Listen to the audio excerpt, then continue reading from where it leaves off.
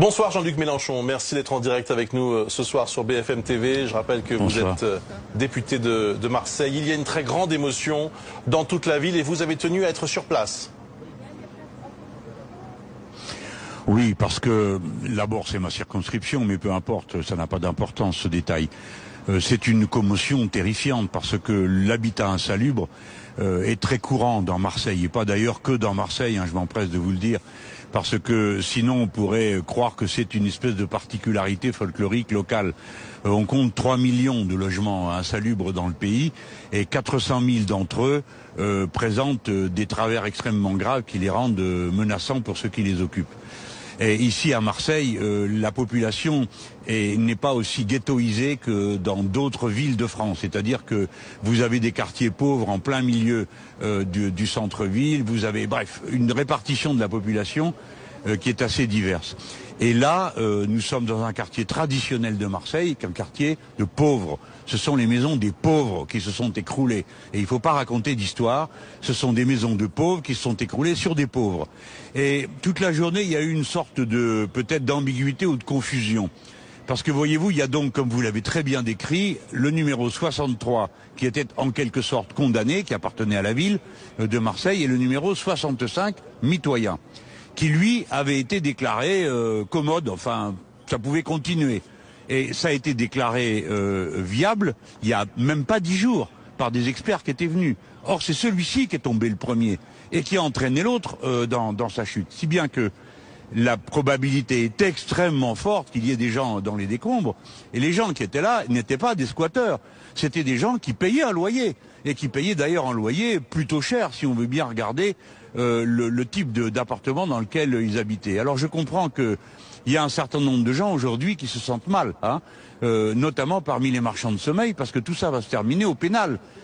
S'il y a en effet mort d'homme, s'il y a eu en effet une insalubrité conduisant jusqu'au point, comme on vient de le voir, que l'immeuble s'effondre, alors il faudra que ça se termine en justice. En tout cas, il faudra que soient châtiés ceux qui utilisent ce type de procédé. C'est dans toute la ville de Marseille qu'on a comme ça des poches qui sont abandonnées aux marchands de sommeil et qui en profitent d'une manière absolument honteuse et font vivre des gens dans de l'habitat insalubre.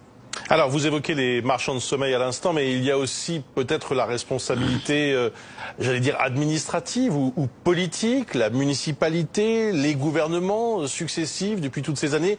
N'aurait-il pas dû interdire ce genre de choses et empêcher ces bâtiments habités? Oui, mais vous avez tout à fait raison. Évidemment qu'il y a des responsabilités administratives et surtout politiques. C'est qu'il n'y a plus de politique de l'habitat pour les gens qui ont des revenus faibles. Et encore, quand je dis faibles, là nous parlons de gens qui payaient des loyers jusqu'à 700 € dans un taudis. Dans un taudis. Donc oui, les gouvernements successifs se sont désintéressés de l'habitat populaire, des conditions dans lesquelles les gens pouvaient être logés dignement, et ça continue. Car je crains malheureusement que la situation s'aggrave avec les dernières lois qui ont été votées, où les HLM vont être vendus à la découpe. Tout le monde comprend que les meilleurs morceaux seront vendus et que le reste sera abandonné à une population sans moyens. Eh bien, c'est cette politique-là qu'il faut arrêter. Il faut partir de l'idée que si on loge les gens correctement, d'abord les prix baisseront, parce que ce qui fait monter le prix, c'est la rareté du logement disponible. Tout le monde peut comprendre ça. Il n'y a pas besoin d'être un aigle en économie pour comprendre ça. Eh bien, le logement insalubre, la rareté du logement disponible pour les pauvres gens et puis pour les gens qui ont des revenus moyens explique la situation que nous vivons. Enfin, vous vous rendez compte, je viens de vous le dire à l'instant, il y avait des gens qui payaient 600, 700 € pour vivre là-dedans. C'est donc que d'une part, ils en avaient les moyens, mais qu'ils ne trouvaient pas de logement qui soit à leur portée. Et deuxièmement, ça veut dire qu'il y a des gens qui sont capables de leur prendre 600 à 700 € par mois pour les faire vivre dans des taudis. Qu'on ne me dise pas qu'on n'est pas capable de capturer les marchands de sommeil. Enfin, écoutez, ce n'est pas acceptable d'entendre ça. Donc, ils doivent être punis. Et bien sûr, les gouvernements successifs se sont désintéressés de l'habitat populaire. Jean-Luc Mélenchon, un rapport du gouvernement datant de 2015 estimait qu'il y avait à Marseille, rien qu'à Marseille, 100 000 personnes menacées par des logements qui n'étaient pas dignes. Alors le problème, c'est qu'est-ce qu'on fait de ces 100 000 habitants, si ce chiffre est toujours exact? Mais vous citez un bon chiffre, je ne sais pas si... Je pense que ce rapport est sérieux, donc on n'a pas de raison de ne pas le croire. Mais je viens de vous dire à l'instant, nous parlons de 3 millions d'habitats insalubres dans le pays. Nous parlons de 400 000 logements qui sont en quelque sorte moins que des taudis. Donc il faut vraiment qu'il y ait une politique de construction massive. Tout le monde le dit, le répète dans le milieu associatif et syndical du milieu de l'habitat HLM et de l'habitat populaire. Il faut comprendre que ça va mal tourner dans des tas d'endroits aujourd'hui. C'est à Marseille. À Marseille, ça se voit toujours plus gros qu'ailleurs parce que c'est comme une loupe, Marseille. Marseille, c'est une loupe de la réalité de tout le pays. Et ça concentre les problèmes à certains endroits extrêmement visibles.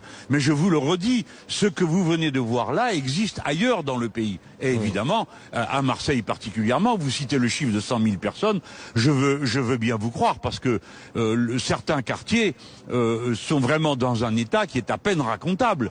Les quartiers qui ont été construits dans les années 60 où on n'a touché à rien, je pourrais vous montrer, comme quand je suis allé à Herbel, où même l'eau n'est plus potable, hein, on en est là, où on voit les bâtiments qui sont rongés parce que la ferraille est rongée, et le ciment et le béton se sont transformés en une espèce de buvard qui aspire continuellement l'humidité du sol, si bien que les pauvres gens vivent dans la moisissure, les enfants ont des maladies pulmonaires, quasiment tous. Je vous garantis que je ne suis pas en train de vous noircir le tableau. Je vous raconte quelque chose qui est la vie quotidienne de milliers et de milliers de braves gens qui ne demandent qu'à avoir une vie digne. Ce ne sont pas, comme certains se l'imaginent, d'une manière un peu folklorique, des squatteurs exubérants. Non, nous parlons de famille, nous parlons d'enfants, nous parlons de gens qui travaillent, de gens qui voudraient travailler, qui tâchent d'avoir une vie digne. Vous avez raison, on parle de 100 000 personnes, c'est énorme. Merci beaucoup Jean-Luc Mélenchon, merci d'avoir répondu à nos questions en direct ce soir sur BFM TV, en direct.